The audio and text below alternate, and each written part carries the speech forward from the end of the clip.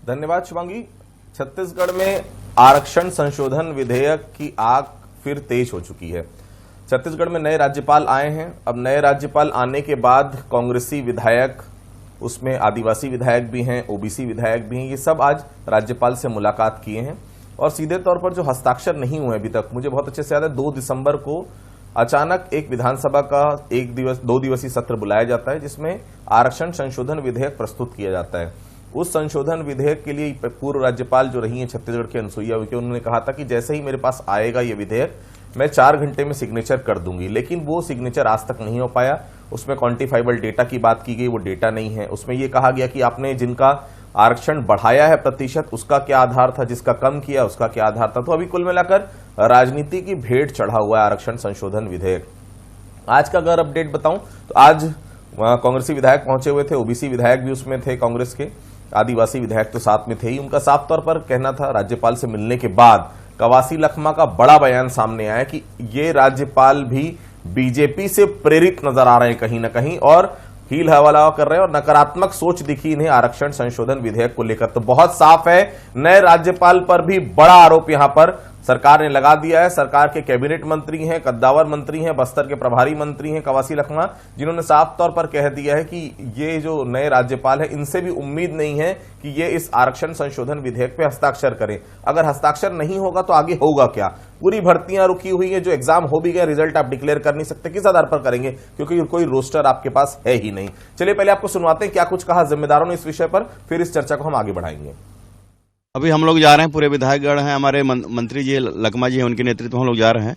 राज्यपाल महोदय से हम लोग आग्रह करेंगे कि काफी दिन हो गया है उस पर साइन किया जाए, ताकि जो हम लोगों का एसटी एससी ओबीसी का जो अधिकार है वो हमको मिले, क्योंकि तमाम सारी भर्तियां रुकी हुई है इसके कारण से। तो हम लोग युवाओं को रोजगार देना चाहते हैं, इसलिए हम लोग आग्रह करने आए हैं कि तत्काल साइन किया जाए। ये हर धर्मता है और हम लोगों का काम है।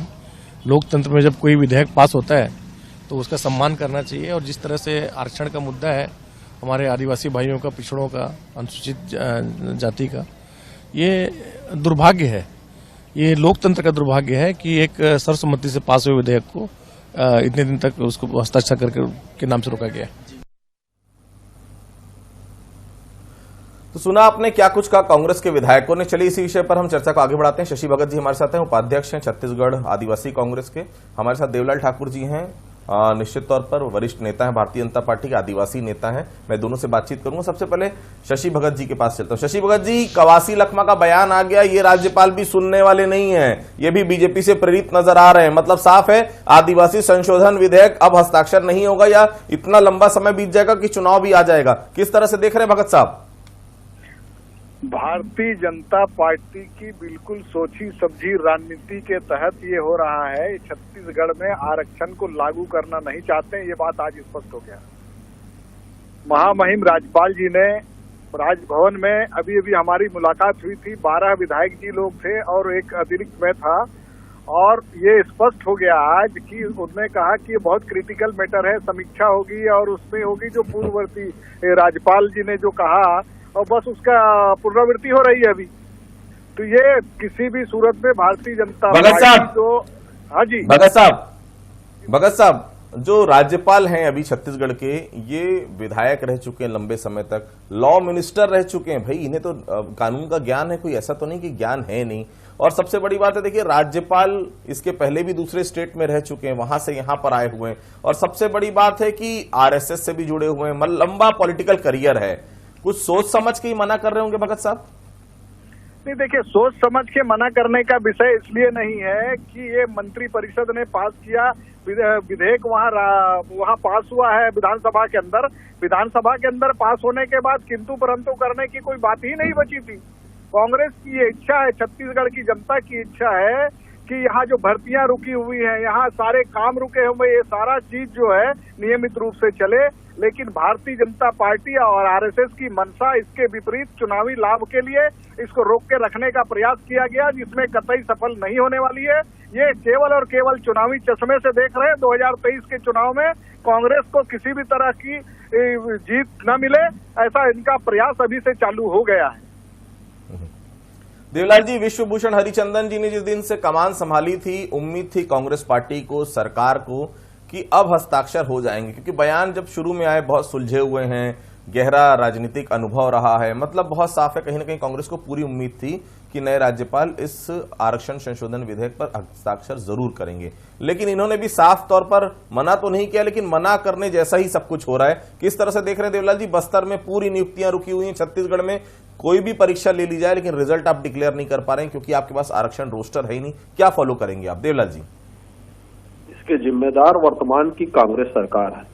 जैसा कि छत्तीसगढ़ प्रदेश में जब यहाँ पर नई राज्यपाल की नियुक्ति हुई तो कांग्रेस के लोगों में और मुख्यमंत्री के साथ ये हर्ष था। मुख्यमंत्री भी कह रहे थे कि ये जो राज्यपाल आए हैं बहुत पढ़े लिखे हैं, विधि के विशेषज्ञ हैं, जानकार हैं, तो इससे हम सबको लाभ मिलेगा।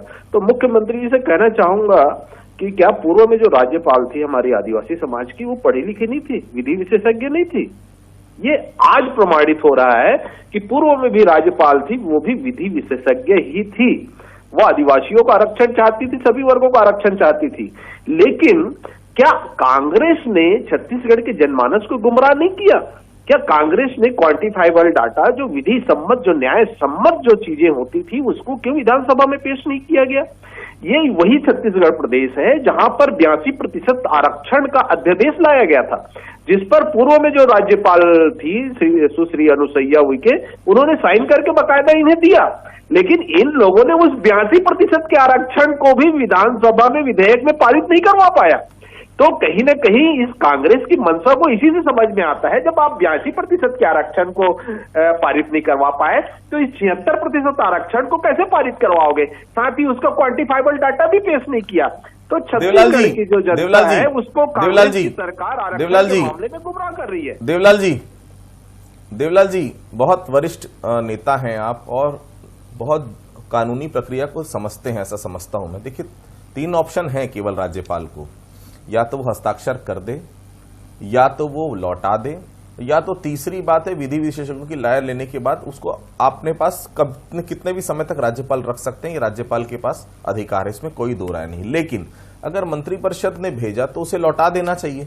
अगर वहां पर राज्यपाल का जो कथन था, पिछले राज्यपाल का आपको याद दिला रहा हूं कि ये पूरा मामला कोर्ट में जाकर अटक जाएगा, कहीं ना कहीं कोर्ट में ये साबित नहीं हो पाएगा और ये कहीं ना कहीं स्टे मिल जाएगा या पूरे मामले को खारिज कर दिया जाएगा।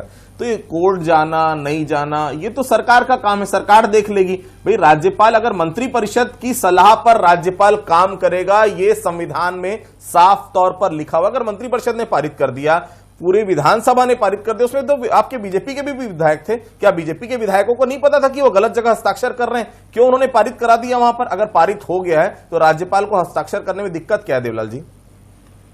देखिए, मैं ये फिर से आपसे कहना चाहता हूं कि ये कांग्रेस जो प्रचलित कर रही है, जो प्रचार कर रही है, इसके पूर्व में भी राज्यपाल महोदय ने 82% आरक्षण पर साइन किया हुआ था। जो इनका अध्यादेश लाए थे 82% का था, आप तो 76% की बात कर रहे हैं। 82% के आरक्षण में अध्यादेश में साइन किया हुआ था। क्यों इस प्रदेश के मुख्यमंत्री ने उस 82% आरक्षण को नहीं बचा पाया? क्यों विधानसभा में पारित नहीं करवाया? आज 76% का आरक्षण के लिए इन्होंने बिल पेश किया है। 76% तो लेकिन विधानसभा में पारित हुआ था ना, आपके विधायकों ने भी पारित किया था, फिर जाकर मुकर गए कि तो क्वांटिफाइबल डेटा लाइए और ये लाइए वो लाइए। 76% जो आरक्षण है, आप ठीक बोल रहे हैं, इनको विधानसभा में इन्होंने पारित कराया, बिल गया।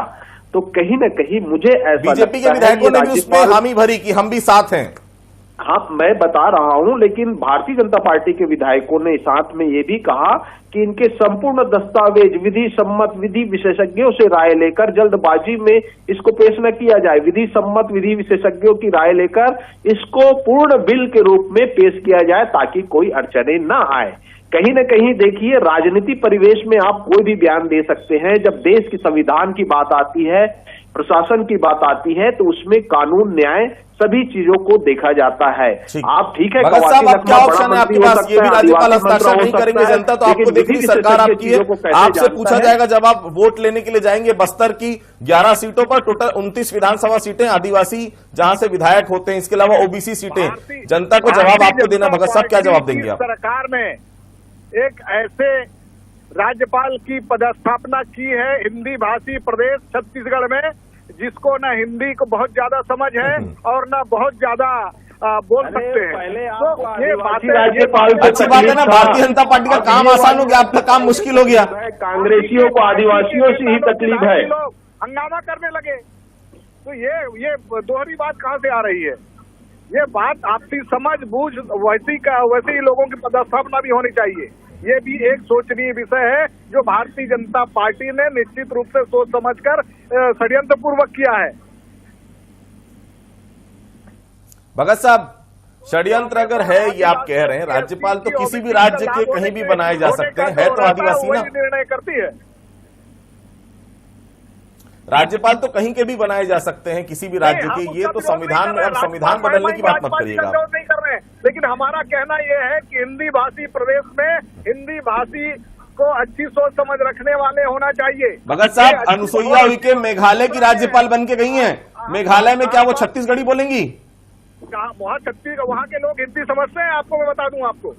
और सुन लीजिए भाई तो साहब, यहाँ के वो भी समझ जाएंगे धीरे धीरे। क्या दिक्कत है? उड़ीसा लगा हुआ है छत्तीसगढ़ से, कोई बहुत दूर तो नहीं है। और ऐसा बिल्कुल नहीं है कि वो हिंदी नहीं समझते हैं। उस पर भी और किसी न किसी व्यक्ति को समझाने के लिए थर्ड पार्टी की जरूरत होगी। तो कांग्रेसियों की यही भाग्य है। कांग्रेसियों की यही किस तरह के राज्यपाल की पोस्टिंग किया, बड़ा आरोप यहाँ पर कांग्रेस लगा रही है कि उनको हिंदी तक समझ में नहीं आती है। कांग्रेसियों की यही विचारधारा देश तोड़ने का काम करती है। धर्म से धर्म और संप्रदाय से संप्रदाय को लड़ाने का काम जो करती है कांग्रेस करती है।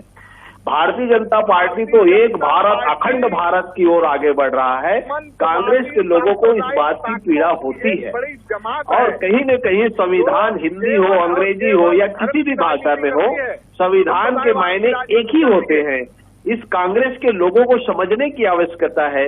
अगर इस प्रकार के कार्य करेंगे तो निश्चित ही छत्तीसगढ़ की जनमानस को ये उनकी आंखों में धूल झोंक रहे हैं, मिर्ची फेंक रहे हैं।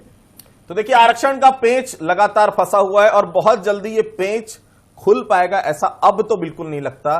कवासी लखमा ने बहुत साफ कर दिया है कि ये राज्यपाल भी बीजेपी से प्रेरित है और ये राज्यपाल का जो नकारात्मक रुख दिख रहा है, मतलब बहुत साफ है, आरक्षण संशोधन विधेयक पर सिग्नेचर नहीं होगा। नहीं होगा तो क्या होगा? भर्तियां पूरी रुक जाएंगी। सरकार के पास अब ऑप्शन क्या है? सरकार को इस पे बात करनी चाहिए। निश्चित तौर पर कहीं ना कहीं मुख्यमंत्री को भी मिलना चाहिए और कहीं ना कहीं बीच का रास्ता निकालना पड़ेगा, क्योंकि छत्तीसगढ़ बीजेपी का भी है, छत्तीसगढ़ कांग्रेस का भी है। ऐसे में पूरे युवाओं की भर्तियां रुकी हुई है क्योंकि कोई रोस्टर फॉलो ही नहीं है। क्वांटिफाइबल डेटा की बात आ रही है, तो कहीं ना कहीं पूरी भर्ती प्रक्रिया जो है वो अधर में लटकी हुई है। दोनों ही दलों को इसमें सोचने की जरूरत है, क्योंकि नुकसान केवल और केवल छत्तीसगढ़ के युवाओं का हो रहा है। दोपहर कदम में आप दोनों हमारे साथ जुड़े, आप दोनों का बहुत बहुत धन्यवाद। तो दोपहर कदम में फिलहाल इतना ही। बाकी खबरों के लिए आप बने रहिए बंसल न्यूज के साथ।